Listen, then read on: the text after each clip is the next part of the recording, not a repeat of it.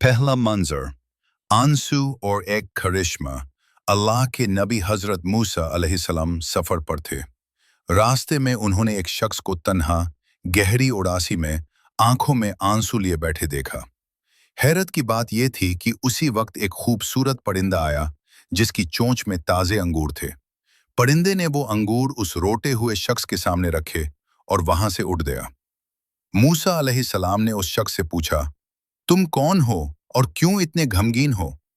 उसने सिसकी भरकर कहा कि वो जिंदगी का सबसे बड़ा गुनाहगार है। उसने अपनी जिंदगी में अनगिनात बुरे काम किए हैं। वो पिछले 25 सालों से लगातार इबादत कर रहा है और अपने गुनाहों की माफी मांग रहा है, लेकिन उसे कोई निशानी नहीं मिली कि उसकी तौबा कबूल हुई है या नहीं।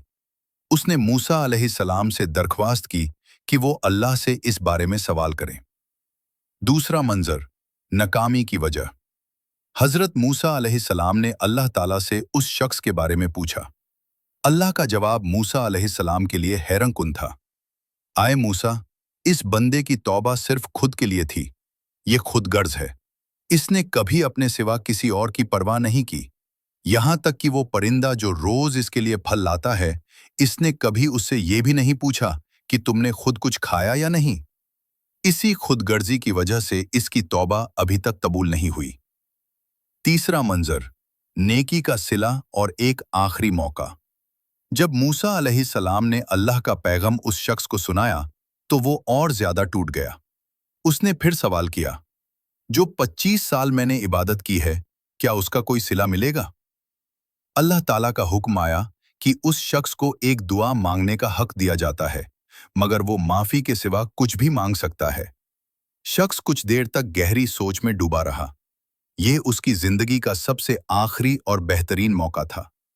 फिर उसने अजीब दरख्वास्त की, आए मूसा, अपने रब से कहीं कि मुझे इतना बड़ा कर दे कि जब मैं जहन्नम में जाऊं तो मेरे जिस्म से जहन्नम का इतना हिस्सा भर जाए कि किसी और मुसलमान के लिए वहां जगह ही न बचे। आखिरी मंजर बेलौज मोहब्बत की जीत। हजरत मूसा अलैहिस्सलाम उसकी ये बात सुनकर मुस्कुरा दिए और अल्लाह से अर्ज किया, आए अल्लाह, मैं इसे क्या जवाब दूं? अल्लाह ताला का आखिरी और खुशी भरा हुक्म आया, आए मूसा, अब तक इसने मेरे एक परिंदे की भी परवाह नहीं की थी, लेकिन आज इसने पहली बार अपने सिवा दूसरों की निजात के लिए कुर्बानी देने का सोचा है। इससे कहूं कि मैंने इसके तमाम गुनाह माफ कर दिए हैं।